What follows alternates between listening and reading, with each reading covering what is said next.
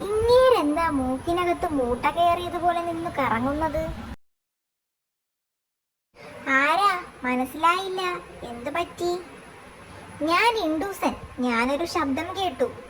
ശബ്ദമോ? ഞങ്ങൾ കേട്ടില്ലല്ലോ. മൂക്കിലെ മൂട്ടയുടെ ശബ്ദമാ സൂത്ര. നിങ്ങൾ കേൾക്കില്ല, ഞാൻ മാത്രമേ കേൾക്കൂ. എന്തോ വീഴുന്ന ശബ്ദം. മൂക്കിലെ മൂട്ട വീണതാ. ഷോ, ഒന്ന് നിർത്തടോ. അതല്ല, സംഭവിക്കാൻ പോകുന്ന കാര്യങ്ങളുടെ ശബ്ദമാ ഞാൻ കേൾക്കാറ്. മഴ പെയ്യുന്നതിന് മുമ്പ് മഴയുടെ ശബ്ദം ഞാൻ മുൻകൂട്ടി കേൾക്കും. കല്ലുരുണ്ട് വീഴാൻ പോകുന്നുണ്ടെങ്കിൽ ആ ശബ്ദം മുൻകൂട്ടി കേൾക്കും. അയ്യോ! കല്ല് തലയിൽ വീണവന്റെ കരച്ചിലും കേൾക്കുമോ? ഹഹ, നിങ്ങൾ വിശ്വസിക്കില്ല, പക്ഷേ സത്യമാ. ഇപ്പോ എന്ത് ശബ്ദമാ കേട്ടത്?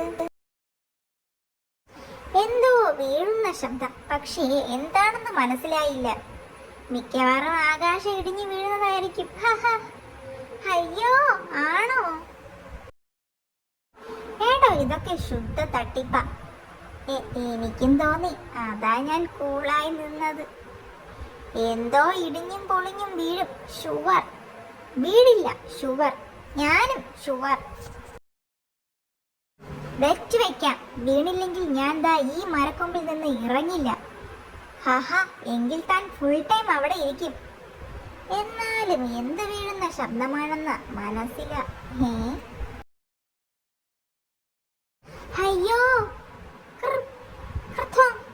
കറക്റ്റ് ഈ ശബ്ദമാ ഞാൻ കേട്ടത്.